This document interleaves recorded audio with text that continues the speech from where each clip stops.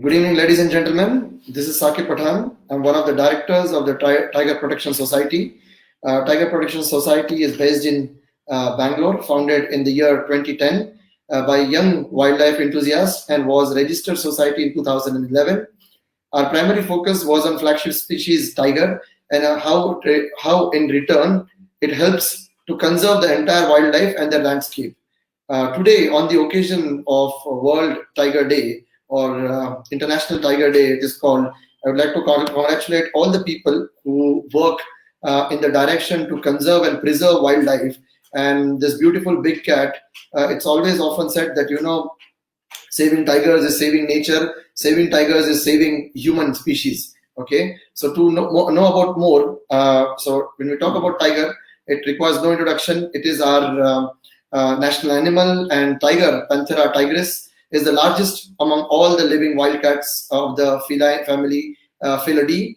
The big cat is critical part of ecosystem and cultures. The big cat is being trapped, it's part trafficked or of various purpose and pushed out of its home. By protecting large biological diverse landscape, we allow tigers to roam and preserve many other threatened species. Okay, so today, to know more about this, how wildlife crimes and the bureau that works for it, and also how we as an individual we can help and contribute in preventing this wildlife crime. So today we have with us Dr. Kripa Shankar. Good evening, sir. Good evening, everyone. So Dr. Kripa Shankar is MBSc and PhD in veterinary science, and he is presently Regional Deputy Director, Wildlife Crime Control Bureau. Formerly, he was Director of Forest Training Institute and Rangers College, Sundarnagar District, Mandi, Himachal Pradesh. He was also Divisional Forest Officer of Parvati Forest Division, HP Forest Department. He was also Divisional Forest Officer, Great Himalayan National Park, Himachal Pradesh, Forest Department Wildlife. He was also Divisional Forest Officer, Wildlife Division, Chamba, Himachal Pradesh, Forest Department Wildlife Wing, and Divisional Forest Officer, Chamba, Himachal Pradesh Forest Department. So, sir, good evening and welcome on behalf of Tiger Protection Society. Good evening.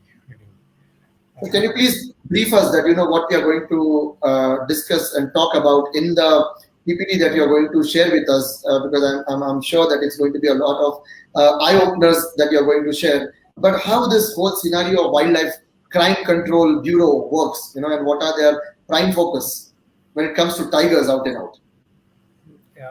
Good evening, everyone, and good evening, Patanji, for a nice introduction about me. And first of all, I congratulate all the participants on the event of International Tiger Day.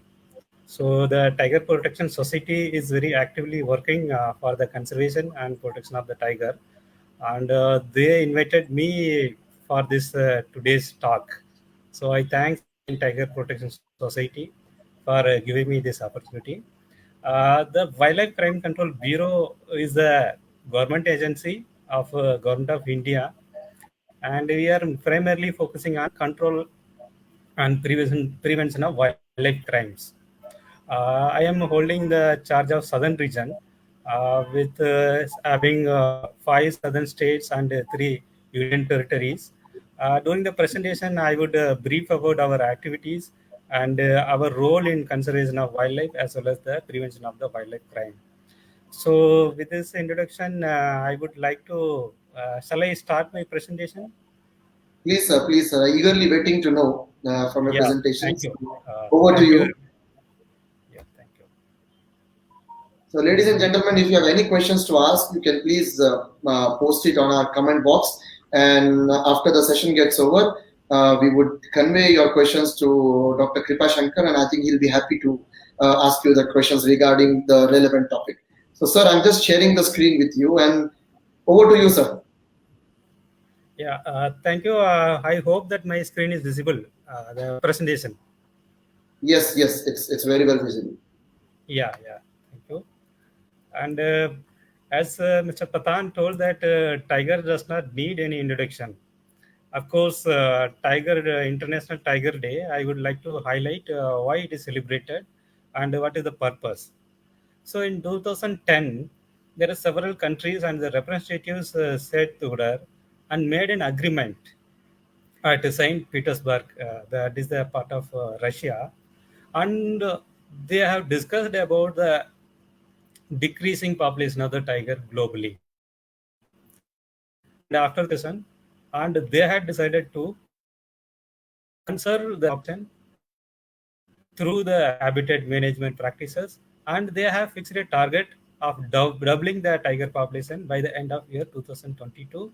So that is what this day, the day that is July 29th, is celebrated as International Tiger Day. This year is very well celebrated, though there are problems with COVID and other issue. We are sitting together to discuss conservation issues on tiger and how the wildlife crimes affect the tiger population and how it can be combated or rectified. So this year theme is their survival is on our hands. The survival of the tigers is in our hands. So how every one of us can help and support the survival of the tiger. So I am to announce India signature of this agreement. And we have the target of doubling the tiger population. I will give the exact figures in coming presentation. So as Mr. Pathan told that tiger does not need any introduction. It is a very known our national animal. But the hidden part is that it looks very charismatic. It looks very majestic. At the same time, its role in the ecosystem is also very vital and inevitable. So it is a top predator, and this picture can show you. It is in the top of the food web, and it is the carnivore animal. It consumes the herbivore animals as well as some of the omnivore animals, and these animals in turn consume small insects, reptiles, birds, and finally they all consume the herbivorous part, that is the plant part. So being placed at the apex of this food web, conservation of the tiger would definitely conserve all these animals. For conservation of these all animals, we must have to conserve our land as well as the plant. So that is what our focus would be on conservation of the tiger in tiger reserves as well as the national parks. So at the same time, if there is a tiger is having a control over other animals which are placed in the food web. For simple example, this tiger could eat prey upon these wild boars. So the wild boars will consume on the grasses and vegetation part. In case the population is declining, sometimes the tiger disappears. What would happen? The number of wild boars will increase. If there are more number of wild boars, not only wild boars, the herbivorous animals, they are likely to consume and destroy more vegetation. If more vegetation is disturbed, it will lead to landslide, soil erosion, and there is the less water retention. It will finally affect the whole ecosystem. This is the simple and very efficient graphical representation of the role of tiger in the ecosystem. So that is why our management is focusing on conservation of the tiger. So if tiger is conserved, naturally it will also conserve the habitat. It also conserve the prey animals, that is the herbivores, and finally the whole ecosystem would be in a balanced and a healthy ecosystem. So that is why we are focusing more on conservation of the tiger. So as of tiger is concerned, and we understood the ecological role. So what about other animals? So our Indian constitution is concerned, it is taking care of all the animals, plants, as well as the land by its articles. So most of you are aware about our Indian constitution. It is the backbone of our country's management. Every law, act, everything is based on Indian constitution. So what it says, the article number 48 says that the states will endeavor to protect and improve the environment and safeguard the forest and wildlife of the country. So it defines duty to the state. It shall be the duty of the state to protect and improve environment and safeguard the forest and wildlife of the country.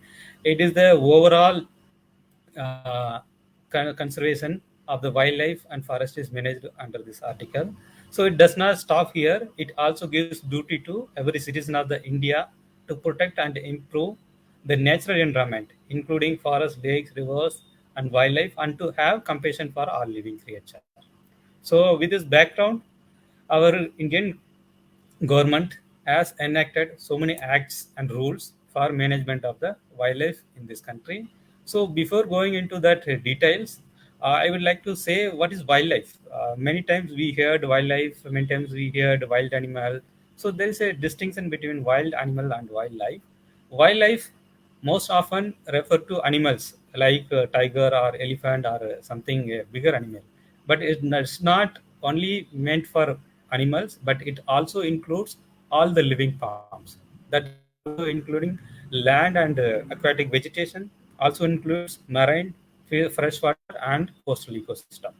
So in general, wildlife means all the living creature, animals plus plants plus its environment. That is all included under wildlife. But when we talk about wild animal, these are animals, birds, reptiles. The names mentioned in the schedules 1 to 4 of Wildlife Protection Act. So that is what is wild animal. So there is a trade on wildlife.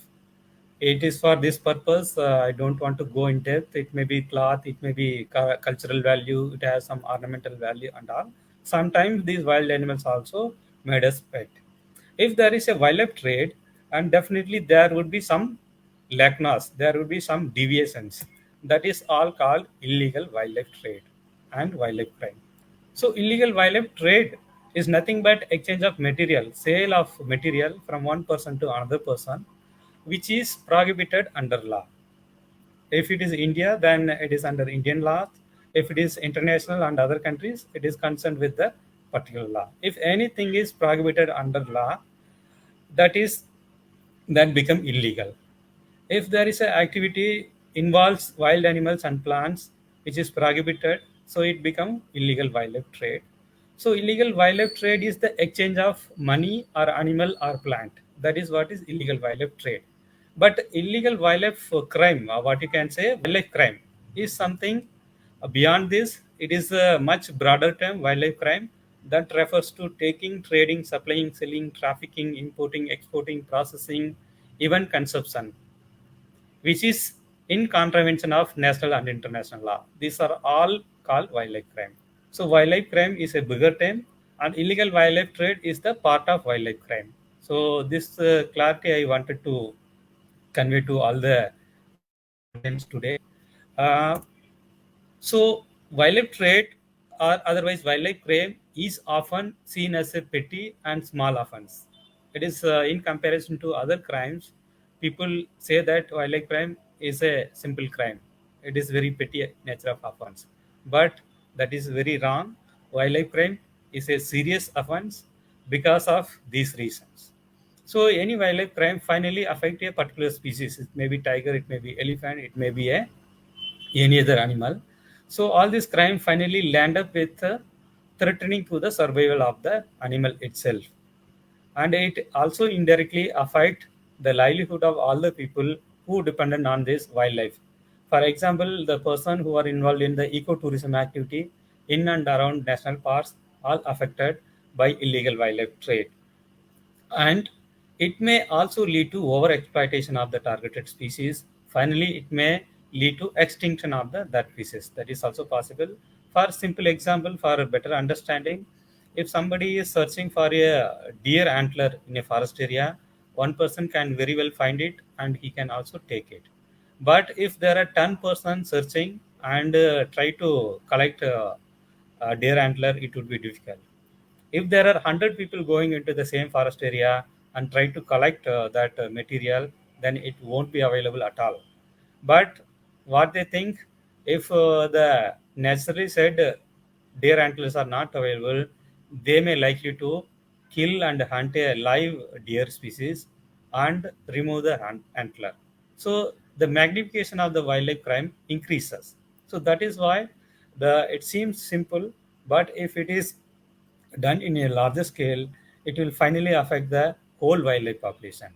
These wildlife crimes not only limited to this extent, but it is also linked to violence, corruption, fraud, smuggling, robbery, conspiracy, drug trafficking, even weapon trafficking, and it again ended with lot of money laundering and tax evasion. So, just for simple example, if someone wanted to hunt a tiger for skin purpose, and he cannot go individually, he has to make a gang of 3 4 people at least to go into the forest area. While going into the forest area, he cannot enter into the national park by normal regulation, but he has to do some malpractice to enter into. After going into the national park, he cannot hunt himself. He need the help of weapons. Sometimes it may be country weapon, but many times it is a illegally obtained high-end weapon. So for purchase of weapon, he need to again go into indulge into another illegal activity of weapon smuggling. And for purchase of this weapon, again he need a money which will be of illegal origin. So it is a network.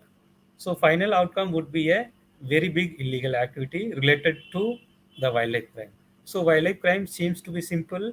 When we thoroughly analyze, it is a very big criminal network happening behind the wildlife crime. So it is better to understand wildlife crime in a broader term rather than it is limiting to wildlife itself. The wildlife crime does not only end here, but it also impact on our economic development. It also disturbs the rule of law in the country, but finally it is also affected health of each every one of us. So that is very much evident from the recent pandemic COVID. So these are the graphics published by UN Environment Program. It says that 60% of the disease of human disease are originated from animals, and 75% of the diseases, emerging diseases, would be originating from animals. They are all called zoonotic diseases. These animals are particularly meant for living in wild and forest area. If they are in contact with human being by any practice, that will transmit diseases. Those diseases are called zoonotic diseases, and it will be a threat to human health. And what are all the factors for emerging zoonotic disease? All these factors. That is starting from deforestation, then climate change, and intensified agriculture and livestock protection. And of course, it is also includes illegal and poorly regulated wildlife trade. So you can better understand wildlife trade, the wildlife crimes not only affect the economy of our country, but it also affect health of each and every individual of this world. So that is very much evident from this chart. The coronavirus, very well known now, is not new to the wildlife, but it was already present in the birds population. But it is transmitted to other animals and again further transmitted to the human being. The latest COVID infection, that is SARS-CoV-2, that was supposed to be originated from the pangolins, and pangolins got this virus from the wild birds. This is what the linkage, and mishandling of these animals at any stage by any human being will definitely would have passed the virus to the human being. So the pangolin come into the picture. Let us see what is happening to the pangolin. Pangolin is the most trafficked mammal in the world nowadays. So it is a very shy and very small mammal, and it restrict only to the forest area. It is a very specialized animal. It feeds on only the ant, and it is a very lengthy tongue, and it feeds on ant only. So why it is unnecessarily disturbed? That is only because of the illegal wildlife trade happens to obtain scales of this animal, and that is being sold to some Southeast Asian countries. So the statistics says that if there are 200 tigers trafficked, if there are 1,000 rhinos are trafficked, there would be 10,000 pangolins trafficked. So see the extent of the trafficking of pangolins. So this much extent of pangolins are being trafficked, it would have definitely passed the virus to the human population. This is one of the largest seizure happening in 2015 in Indonesia. There are 4,000 frozen pangolin carcasses have been seized. The surprising part is that though it is used in Indonesia, but the natural population of this pangolin is very well available in India as well as Bangladesh. So there could be a chances of these pangolins must have been smuggled from India also. So think that pangolin sales and illegal trafficking is a global phenomena, but India is not an exception. So Indian scenario is also very well evident. There are a number of cases have been recorded by WCCB as well as other enforcement agency where pangolin scales and live animals are seized. So, with relation to this wildlife crimes are concerned, Indian government has made a set of laws under which these wildlife crimes are dealt. The nodal law, this is the major law which is dealing with wildlife crime, is the Wildlife Protection Act 1972. Along with this, Indian Penal Code, Criminal Procedure Code, Prevention of Cruelty to Animals Act, Foreign Trade Development Regulation Act, Customs Act, the Arms Act, and finally the Prevention of Money Laundering Act also have the provision to deal with illegal wildlife trade as well as wildlife crimes. So, with respect to the laws and who are all enforcing agencies, of course, the State Forest Department and the Police Department and the Wildlife Crime Control Bureau, and we are the statutory body constituted under Section 38 of Wildlife Protection Act 1972 during the year 2007. So it is a multidisciplinary agency. We have forest officials, police officials, custom officials, and others from armed police, armed paramilitary forces. It is a multidisciplinary agency. Our aim is to deal with wildlife crime and how to prevent and control wildlife crimes. That is what is our duty. And we have our headquarters at Delhi, and we have 5 regional offices at different corners of India. Northern region is in Delhi, then eastern region is in Calcutta, southern region is in Chennai, and western region is in Mumbai. And we have also a central region at Jabalpur. Our basic duty is to collect, analyze, and disseminate intelligence on wildlife crimes to the enforcement agency. That is our primary duty, and we also detect and do control of exit point violation. That means import and export violation of involved any wildlife, animal or plant. That is what we are doing. We do also give assistance to the state forest and other investigation agency for scientific and thorough investigation of the cases. And we also do coordination work with the forest police, customs, DRI, CBI, and other central paramilitary forces. At the same time, we are also interested with the duty of CITES Assistant Management Authority. That is a convention on international trade of endangered species. If there are animals, plants which are to be exported or imported, and that export import is governed under this CITES. So that is also we are doing. And of course, we do have enforcement powers, and we do conduct operations ourselves as well as joint operation with the other enforcement agency. That is what is our duty, regular duties. Apart from this regular duty, we have specialized operations. That is a time bound and periodical operations like this wild net. And of course, nowadays every crime is involving a cyber part. Internet is being used for any crime. So wildlife crime is also no exception. And this operation is meant for the cracking and detection of wildlife crimes involving internet. That was one time it was operated, and the another operation was less known. Like tiger, elephant, and leopard is very well known, but there are small and minor animals. They are being also involved in wildlife crime. And a particular time we focused on these animals. That operation was called less known. And Operation Free Fly, it is particularly for the conservation and reduction of wildlife crimes related to birds. It is Operation Free Fly. And Clean Art, this is the one major operation we conducted. There are mongoose and badgers. Their hairs are used for the making of brushes, painting brush. This operation was focused on control of this crime, and the terrestrial was focused on turtle and tortoise, and soft gold was focused on the Tibetan antelope, that is Sathustal, that was there. At recently we had a operation that is called Operation Wet Mark. Wet mark means that is related to wet market. Wet market is the place where the live animal as well as the freshly slaughtered meat of wild and bush animals are kept and sold. We focused this market in the recent past by the WCC officials, that is called Operation Wet Market. These are all the specialized operations we do focus. And during these operations, we take the help of the local forest and police department and other enforcement agency, as well as the Panchayat Raj, as well as the public representative along with us. This is for the duty of Wildlife Crime Control Bureau. Now I briefly explain what is wildlife crime. Many times it is here wildlife crime, wildlife trading, illegal marketing, smuggling, trafficking. So many terms have been used in this by the people. But what is exactly wildlife crime? What is defined in the Act, Wildlife Protection Act 1972? So this is all comes under wildlife crime. Wildlife crime is not only hunting, but it also involves these steps.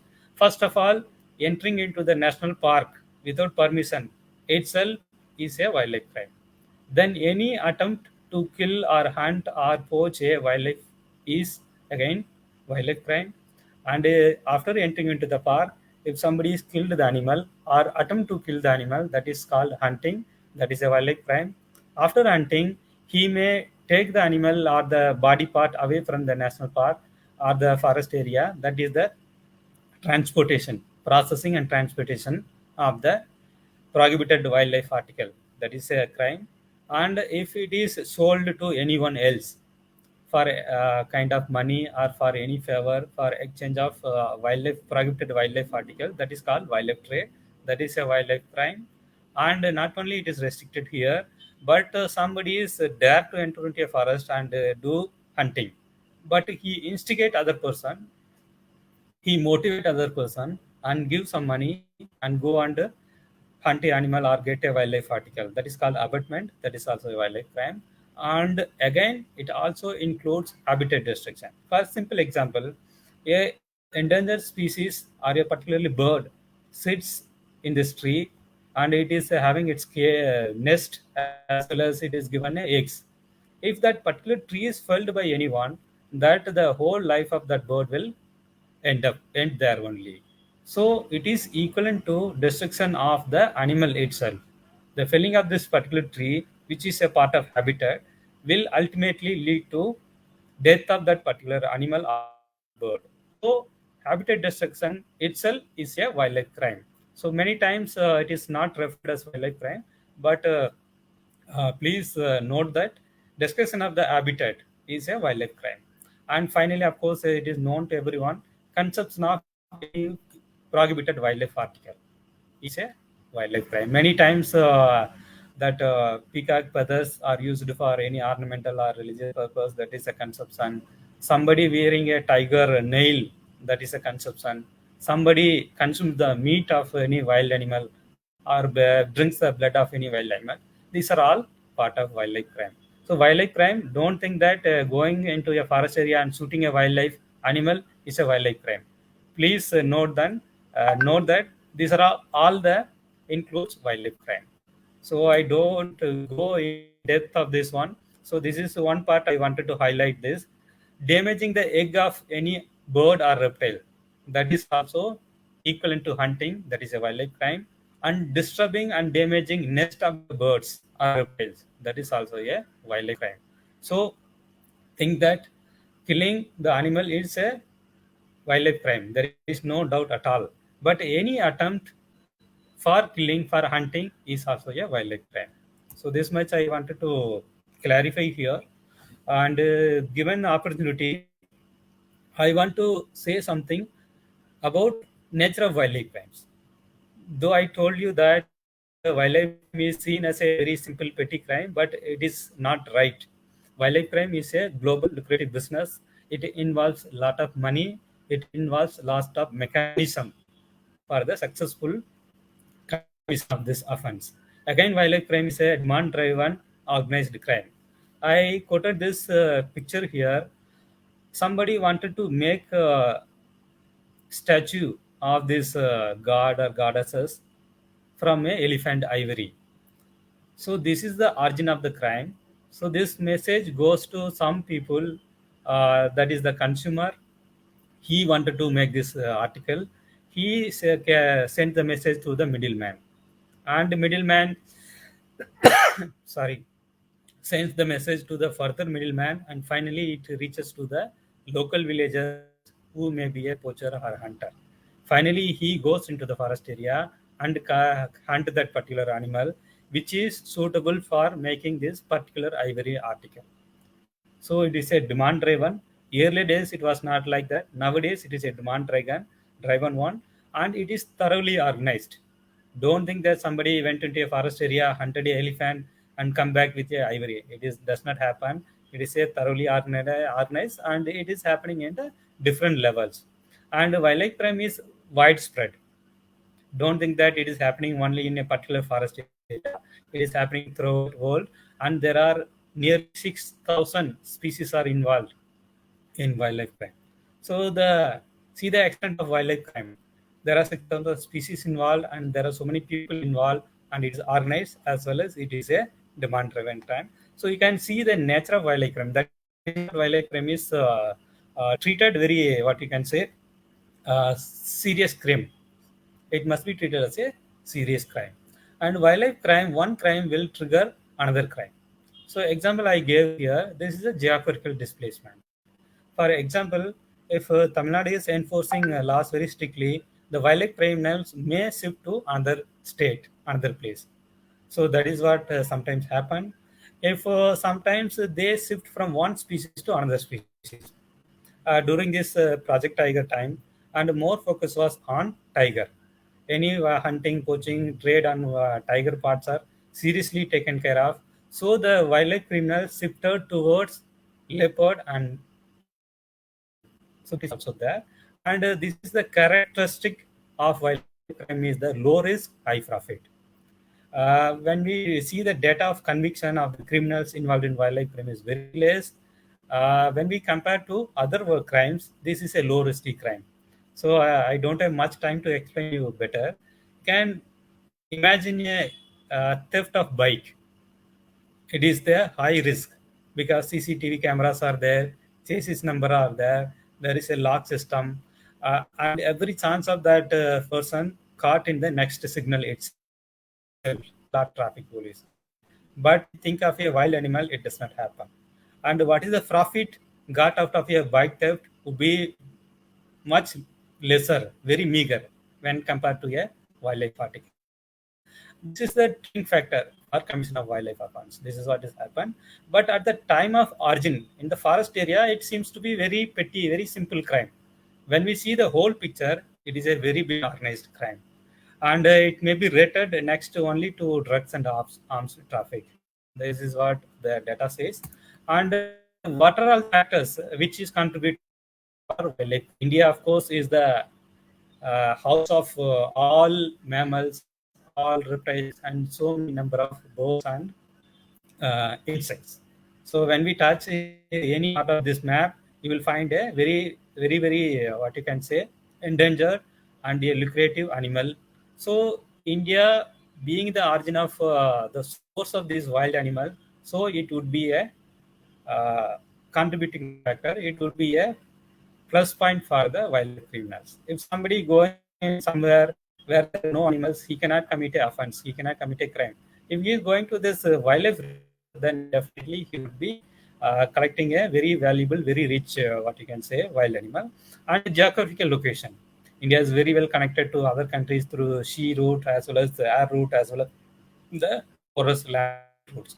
So that is what the wildlife crimes is happening in very high numbers. And the value of this wildlife articles, like I gave here the two examples, rhino horn or elephant ivory, is too costly in the global wildlife market. They are all available in India. So that is what the wildlife crime is happening in India. So the other picture shows you gives you very clarity about wildlife crime, why it is happening in India particularly. For any wildlife crime, these three sectors are required. One is the source. Of course, if there are available forest, then only it could be smuggled, it could be transported. That is very well available in India because it is a mega diverse country. It has all the hotspot. It has a good number of endangered animals. And again, a transit point.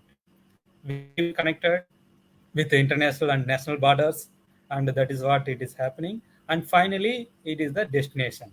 India itself is the destination for some of the wildlife articles, but most of the trafficked wildlife articles goes out of our country, and particularly to Southeast Asian countries.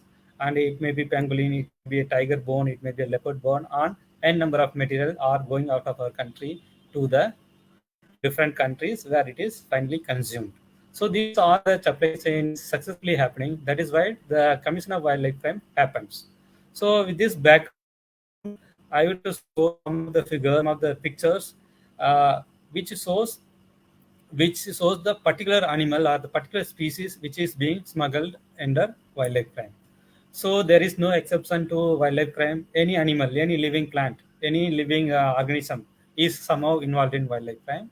And particularly, the data says that 23% of the mammals are involved in wildlife crime and 21% of the reptiles. It does not only stop here; it also goes to marine, birds, plants, and birds, and many other things. So this is the recent case we got. That is a in Goa, which was being smuggled and trafficked here and there. And these are so many animals which are being smuggled through wildlife crime. So I wanted to give focus on tiger now. Since it is International Tiger Day, tiger, of course, it is thoroughly discussed in many forums. The very important point for particularly for India is the largest source of wild population of tigers. Of course, China is having more than 6,000 tigers, but most of them are farm tigers. They are almost like a domesticated tiger. But when we talk about the wild tiger, India is number one. And this is what the population in 2016, that is 2,226 Indian wild tigers. The population has increased in 2018 census, that is 2,967. So it is almost 70% of the global population. So India is the major tiger country with respect to wild population. So if there are good number of tigers, there should be a good number of tiger related wildlife crimes. So this figure shows that India is the number one country where tiger related seizures happen, next only to Thailand, Indonesia, and China. So why tiger is hunted and how it is hunted, how it is poached, this is the basic instrument used for killing tigers. So this is a metal trap laid on the tracks of the forest area and where tigers roam around. So this is a fixed one. It has a strong force when something touches. When tiger touches this part, and they put a lot of n number of these traps on the tiger track. When it touches, it closes very well, and sometimes it also amputates the paw itself. Such cases are happen, and the very important, very dangerous part of the trap is that whenever the tiger trapped by this instrument, the survival of the tiger would be questionable, because the injured tiger cannot go for active hunting. If the hunting is not possible, definitely it will starve, and someday or another day it will die. So that is happening, and sometimes the tiger got lost its palm or arm, this legs that is there, and if it is successfully trapped, then the poachers will come and they will manually kill the animal. Means the tiger is very valuable, so they don't want to damage the tiger skin, so they beat with stick, the wooden stick, or they may pelt stones. They kill the tiger and they thoroughly deskin without causing any damage. The skin is removed and it is processed with salt and properly packed and taken out from the forest area, and it is sold through many means. So that is the hunting portion. And sometimes they go for gun shots, sometimes they go for axe and bow, but this is the most common method of hunting tigers. So where the hunting happened with respect to India, these are all the major tiger states and major tiger smuggling states also. and the leading figure would be Maharashtra. 60 number of tigers have been seizures have been happened, and every seizure is linked with one or other tiger habitat. It may be national park, or it may be outside national park. The major portion, the main objective of tiger smuggling is the skin. Of course, the tiger skin would be a very lengthy and very lucrative, and it looks very attractive.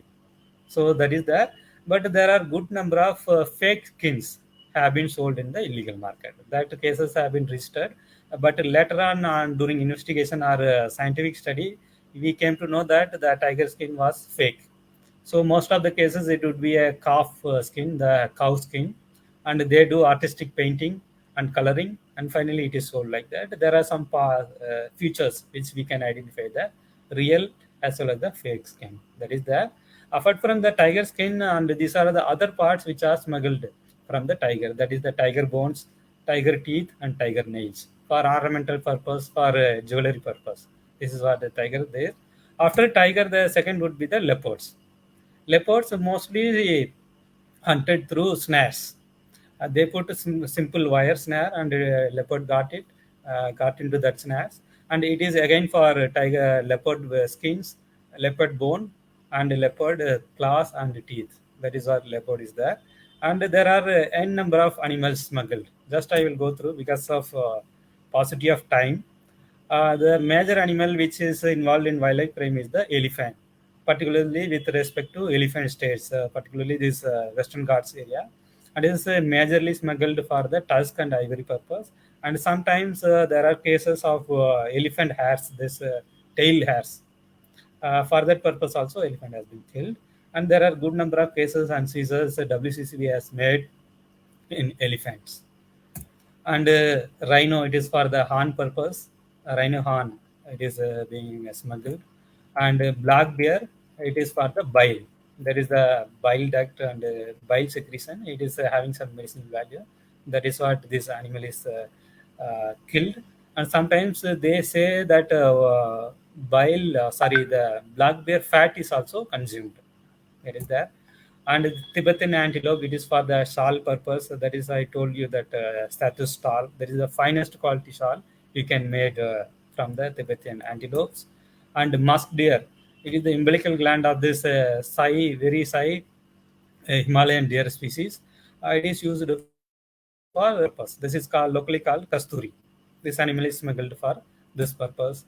And there are number of cases where deer antlers are used as elephant, knife handles and buttons, and so many things are there. And otter, it is a water living small mammal, and this skin is being smuggled by the miscreants. And badgers and mongoose, breast is made out of this. Pangolin, I told, it is used for meat purpose as well as smuggling of scales. And wildlife turtle, tortoise for meat consumption as well as pet animal as well as for the ornamental purpose. This is what is sold. And there are star tortoise which is being sold by the miscreants. And there are n number of reptiles are being involved in the wildlife crime. Monitor lizard, this is locally called Vudumbu. Sometimes it is smuggled for meat purpose by the local people, but mostly for the skin. There is a musical instruments made of the skin, that is a ganjra they call. And sometimes it is also used for collection of its penis. That is hemi penis. That is used for some what you can say black magic purpose, but it is not true. It does not have any value at all, but it is totally superstitious. And crocodile skin, and what you can say that snake skins, they are used. There are a number of marine products. This is sea cucumber, then product from what you can say whales, and sea horses, pipe fishes, they are being sold from marine side. And there are n number of sea cells are illegally sold. And some of the sea cells are not protected, but some of them are legally protected under Wildlife Protection Act. This is being sold in the coastal area. And sea corals, there are good number of corals which is the which is very vital for the whole coastal ecosystem. They are being smuggled. And of course there are some restricted plants under Wildlife Protection Act, that red wanda, blue wanda, they are also being sold in the illegal market. So, what is the trend of wildlife crime? So, I'm getting shortage of time. I would wind up shortly. It is increasing, no doubt. It is increasing, but the major contributor would be the pangolins. So, this is the global figure: elephants and pangolins and rhinos. These are all the major contributor of the illegal wildlife trade. When we talk about plants, it would be rosewood. That is the Dalbergia species. That is there. And this is a very, very important slide which everyone should understand. Wildlife poachers, the hunters, are the ground reality. They get nothing when we compare to the whole business. But the whole money obtained after the wildlife crime is shared between this local middleman and the exporter, and finally by the retailer. So this is the example. There is a 600% of value increase happens throughout this supply chain. So think that the poachers and hunters should be seen like hardcore criminals, but not the middleman, not the consumer. But when we think of the financial benefit out of the wildlife crime, and the consumers and retail are the major criminals out of these crimes. And how to control wildlife crime, I don't have to tell you much. It is the public awareness and the reduction of the consumption and strict enforcement actions, and finally prosecution of the offenders. These are all the major steps one would focus on control of wildlife crimes. And of course, the legal, the courts and the advocates, and they must be sensitive toward the wildlife crime. And if they understand the whole scenario of the wildlife crime, definitely the conviction rate would increase. That is would be my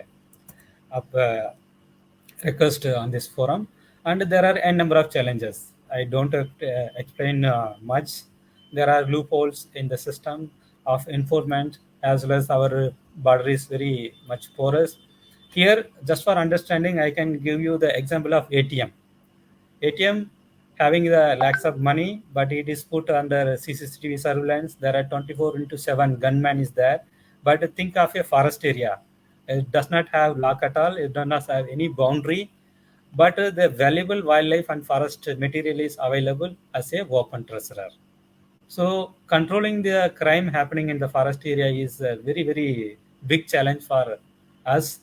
And the public support and the awareness and the help of all this agency is very much required for controlling of the wildlife crimes.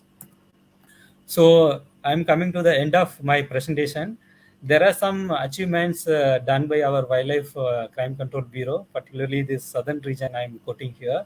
These are the seizure happens recently by our team in Chennai. This is the Punugu, that is the sweat cat secretion, then ambergris, and some other articles have been seized in Chennai. And elephant ivory from Thrissur, then again elephant ivory from Kerala, Thiruvananthapuram, then elephant ivory seized in Tirunelveli district, Tamil Nadu, then another elephant ivory seizure happened in Salem, then elephant ivory along with leopard skin seized in Odisha. There are a set of elephant ivories seized by our WCCB team in Assam, and the nails and of leopard or tiger, it may be nails and teeth have been seized, and there are good number of pangolin scales as well as skins seized by our WCCB, and the sea fan, that is a coral species, seized in Karnataka. That was originated somewhere from the coastal area in Tamil Nadu. It is through the Madurai, but finally caught in Karnataka. This has happened. And sea turtle, star tortoise, that was used in Karnataka. These are some of the examples of our seizures, the latter seizure, the parakeets and black bear biles, then pangolin, then again leopard skin and tortoise and the sand boa and pangolin scales and this one chameleons, and of course finally the last month there is a seizure of spiders. They were illegally being imported from Poland to India for pet trade. That was also seized by our team with the help of customs. And finally, this is the very interesting case. This is the new material came into the illegal wildlife trade, that is called ambergris. That is the secretion of the sperm whale Sometimes it is excreted, sometimes it is vomited, but it is a very costly item. This is prohibited under Wildlife Protection Act. So there are 2 seizures made by our team, but there are good number of seizures done by police and forest teams. So with this presentation, I am ending here. So I take this opportunity to thank Tiger Protection Society, and every one of you are welcome to contact our headquarter or our regional office at Chennai for any kind of help related to control of wildlife crime. It is there, and most of us are very aware about our website and our contact numbers. Any information related to wildlife crime, you are most welcome to contact us. And my request again would be to all the citizens of India, it is our duty to protect and improve the natural environment, including forests, lakes, and rivers and wildlife, and to have compassion for all living creatures. I request all of us to perform the duty. As a fundamental duty, being a citizen of India, I request everyone once again to perform this duty. Thank you very much. So, Thank you, sir. It was a wonderful, wonderful presentation, and I would say it was an eye opener for all of us that how wildlife crime actually works, and the statistics that you shared. Not only the amount of animals that are poached, but also the commercial aspect of it. And one beautiful thing that I would like to say that crime is not only, which you mentioned, it's not only hunting, it is also consumption, it is trading, and it is also habitat destruction that we oversee a lot of times. When we say about wildlife crime, we only think of a tiger dead or something like that. But even cutting down a tree is a wildlife crime. So I think that's something very beautiful. And one of the statistics that you mentioned in your presentation that I would like to emphasize more on, that there was a country-wise distribution of tigers, which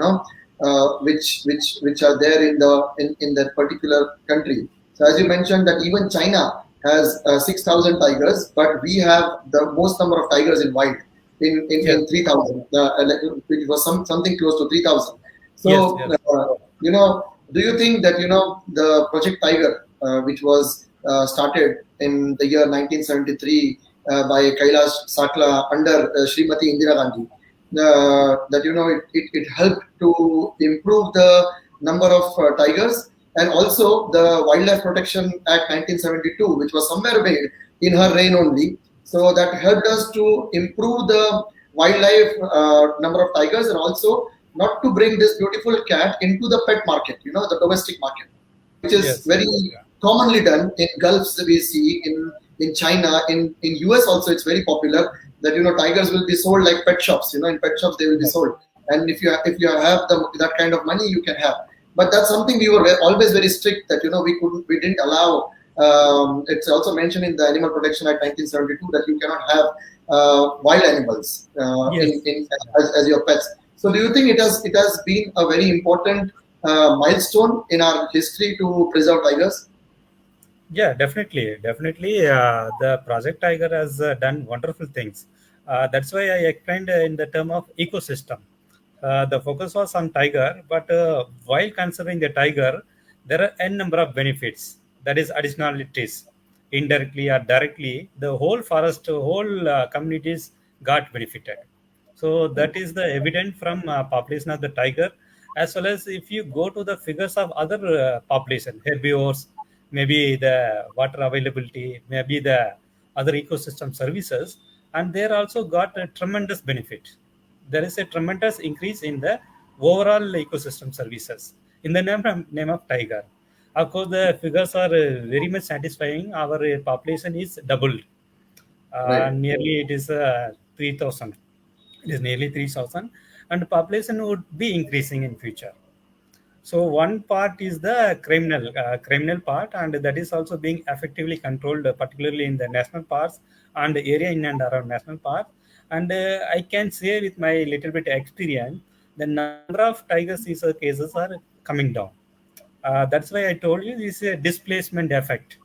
If more enforcement on tiger and its parts, and the criminals would shift towards another animal.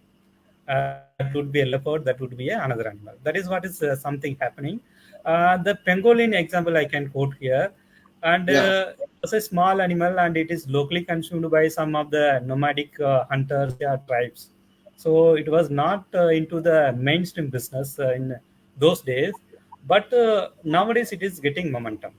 So that is not only consumed, but their scales are exported through international market, through international routes. So that is why these wildlife criminals are very, very talented, and it is dynamic. So that it is is what, dynamic. as a holistic thing, we should concentrate on all aspect of the crime. So that would be my opinion on your question. But that Project Tiger, being a affects animal, we targeted that one. So at the end Exactly. of the day, we concerned from top to bottom. Even the grass, even the insect which is in the tiger reserve is protected in the name of tiger. So that much we can say at this stage. It might be called as Project Tiger, but when you want to preserve the apex of the Yeah. pyramid, the whole Yes. pyramid gets saved. So that was Yes.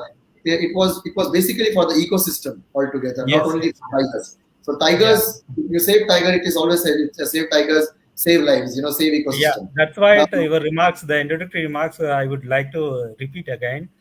Saving tiger is saving ecosystem. That is equivalent to saving human being. So human that being. is very much true, and I should appreciate your remarks, and I should Yeah, propagate this one. People say that somewhere people are mad and they are talking only about tiger.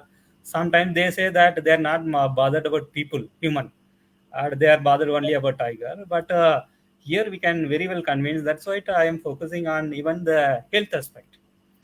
Somebody think that something is happening in forest area, why we are bothered, but finally it will come to your home. So finally it will come to your health, your children health may be affected because of somewhere wildlife crime is happening. Finally you are part and parcel of the ecosystem, and if there is a disturbance in the ecosystem, it may be pangolin, it may be any animal, somewhere you will be involved, and the impact, the negative impact will be reflected on your day-to-day life. That is very much evident during this pandemic. right, sir. And this shows that how visionary our government was down then, because we are seeing its effect after 50 years, which was Yes. taken in the 70s. Moving forward to the next question that I want to ask, that there was a beautiful thing that you said, that this poaching activity is dynamic in nature. Okay, and when you go to the chain of these poachers and people who hunt things, you will have those markets somewhere in Asia or maybe in Europe and the US. Okay, so how does Wildlife Crime Control Bureau works in tandem with CITES? Because CITES will know and regulate that the international crimes which are happening, and then we can pick up our species. That if you see that pangolins were seized in Philippines, that was an example you gave. That thousands of the pangolins were seized, and it can be from our forest also. So how Yes. does Wildlife Crime Control Bureau work in tandem with CITES to make sure that this dynamic nature shift, or if there is a paradigm shift from maybe say A species to B species, so we make sure that our species are safe in our ecosystem.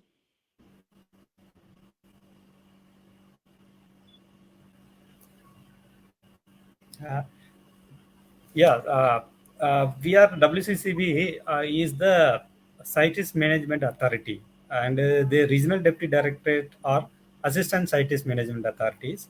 So we have a good listening with other countries, other what you can say scientist authorities. So we do exchange data, and we do exchange intelligence, as well as we do publish notices like purple notice.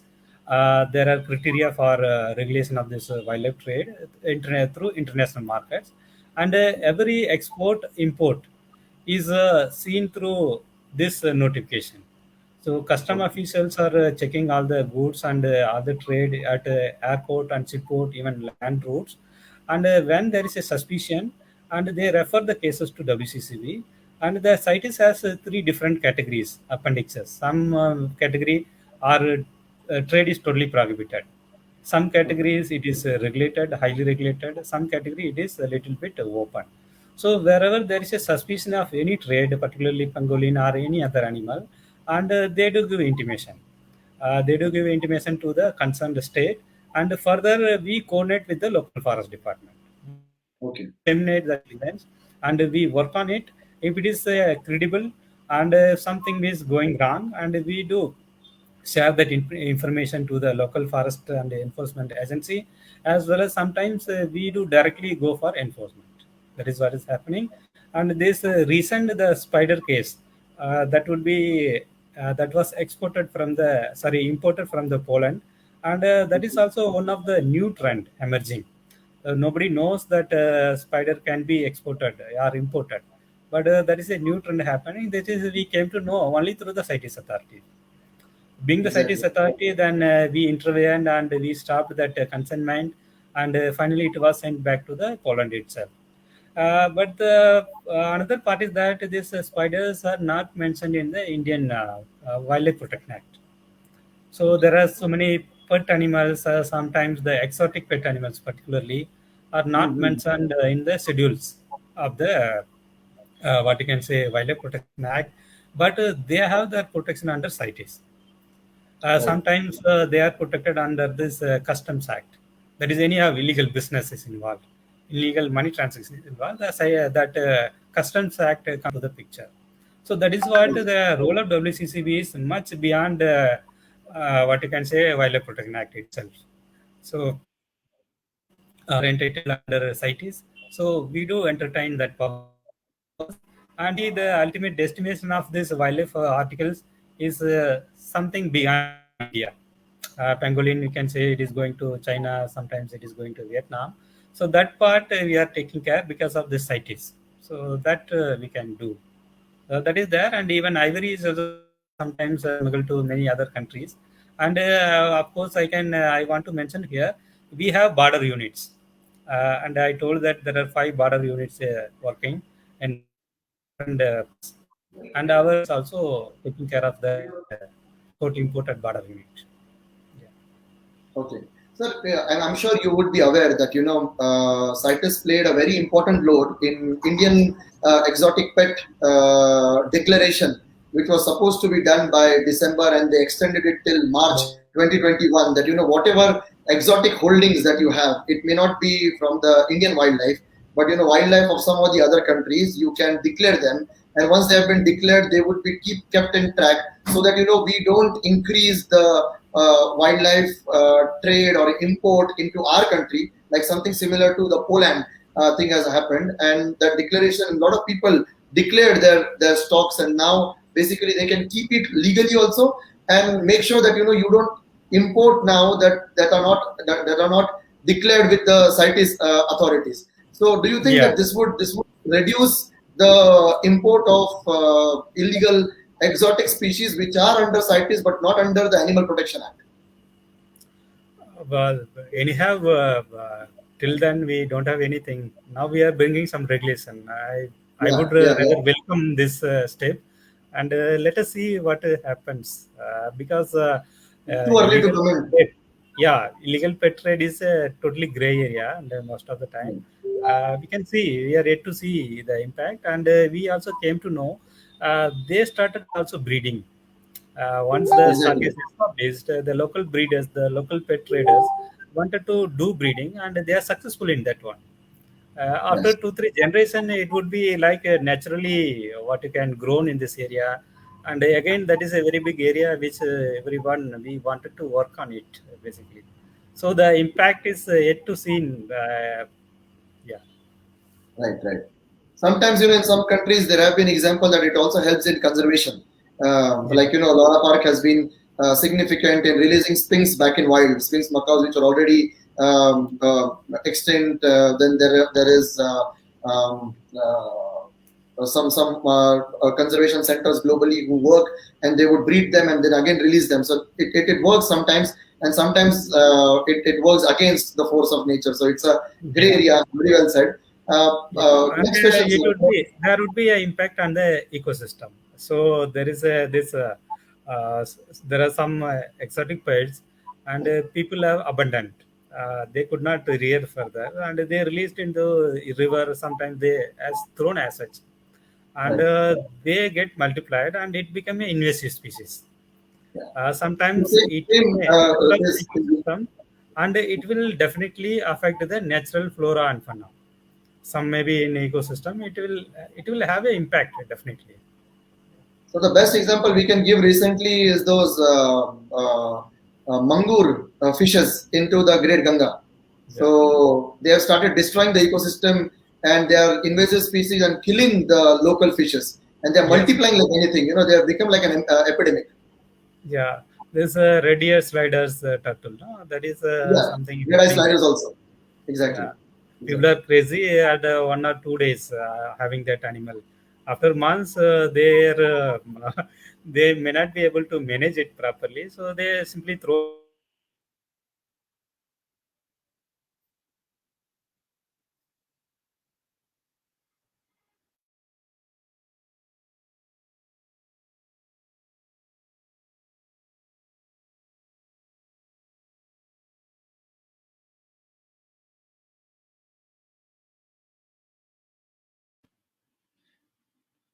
I think we have some issue with Dr. Kripashankar's internet.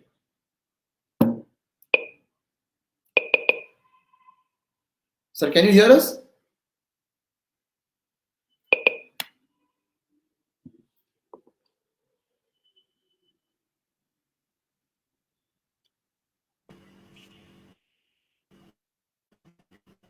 Yeah, there's a Dr. disturbance Kripashankar? in my internet connectivity. Yeah, yeah, there's a Yeah, disturbance in my connectivity. I think I'm connected now. no, now it is okay, sir. Okay, Can okay, you can fine. you hear me well? Yeah, yes, yes, please. So moving forward, if you can just enlighten us that how can we increase eyes on protected area, because as you said, it's not like an ATM. It's not like a small chamber where you can just put a CCTV and your work is done, and you are protecting the money in the ATM. It's like thousands of acres of land which is completely unprotected, unwalled.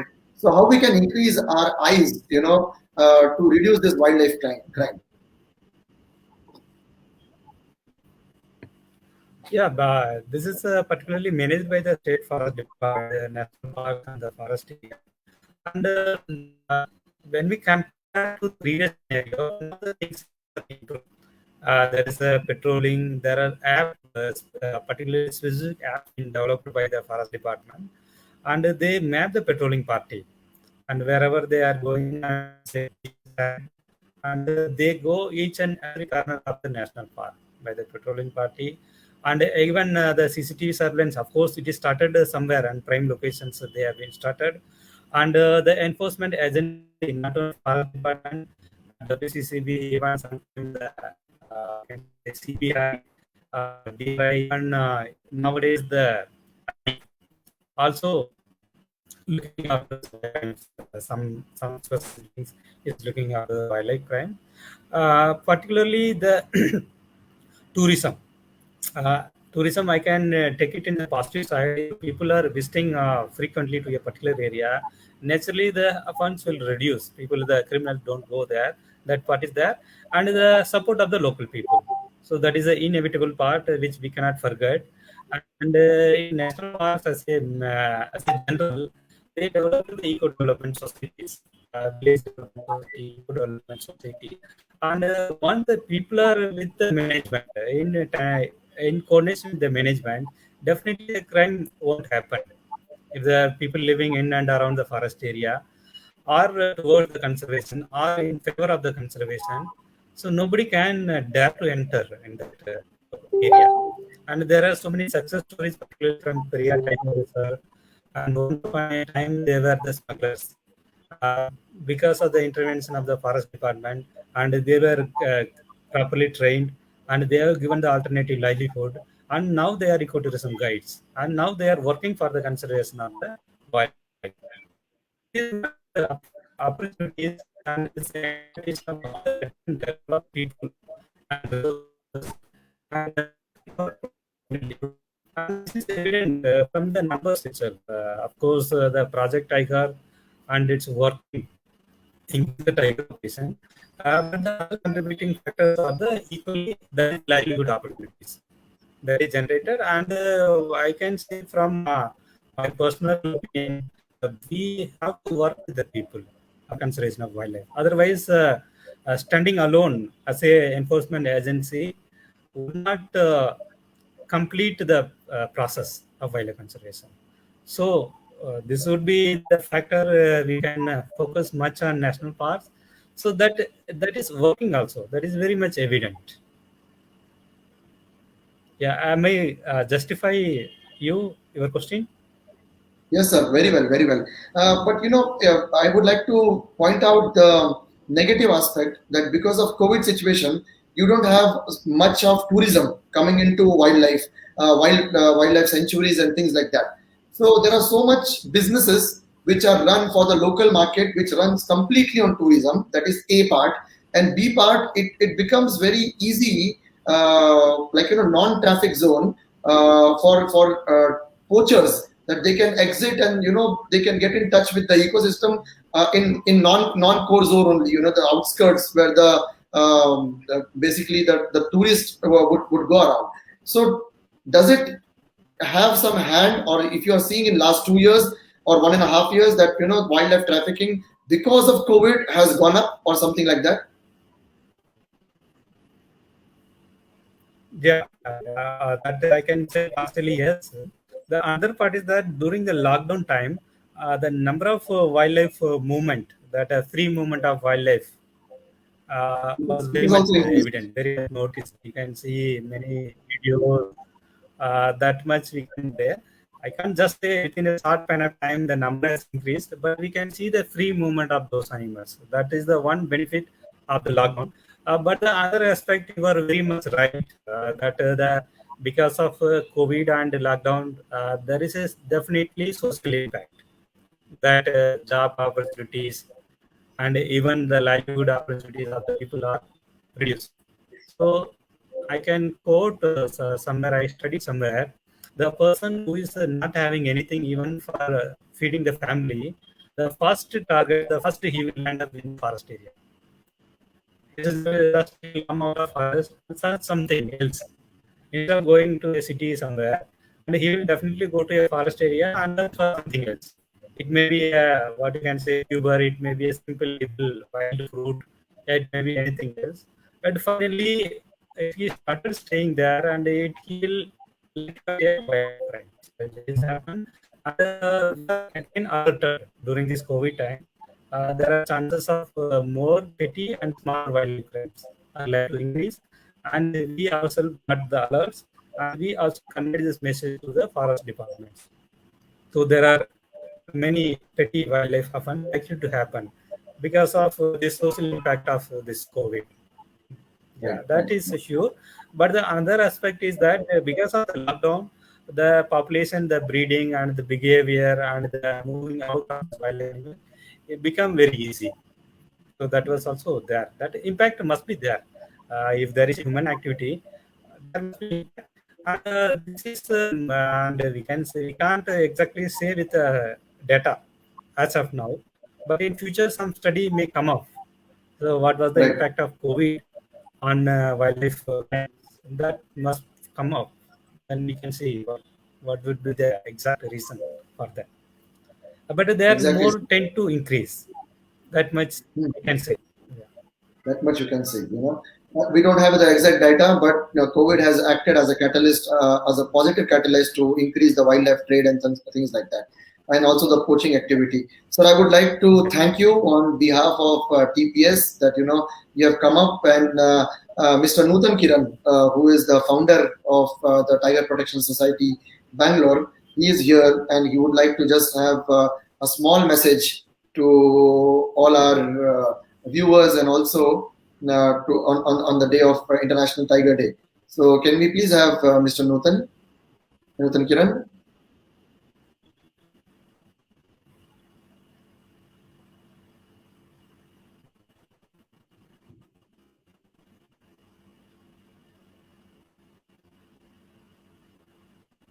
Yeah, Mr. Kiran, you have to just unmute yourself.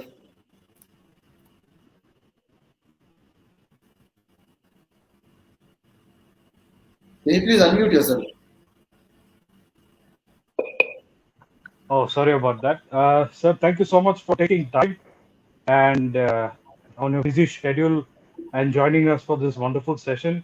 And I just firstly want to thank everyone for joining our webinar. And special thanks to our speaker, Dr. Kripa Shankar, Regional Deputy Director. And a following session would be conducted by Dr. Anish Sanderia. It's a wonderful session and a lot of information, a great knowledge to learn from the experts. And we will have more of this session, sir, which will be often repeated again, maybe with different aspects and subjects of wildlife. So thank you so much once again. We will also likely to announce a few future projects, which will be shortly announced from Tiger Protection Society. And thank you again. It's a wonderful. Our director, TPS director Sakib, has been a wonderful host also. Let's save tigers and let's save forest. Let's hope everyone work together. Thank you so much, everyone. Thank you, Mr. Kiran, and thank you, Dr. Kripa Shankar. Once again, you are an inspiration for all of us. And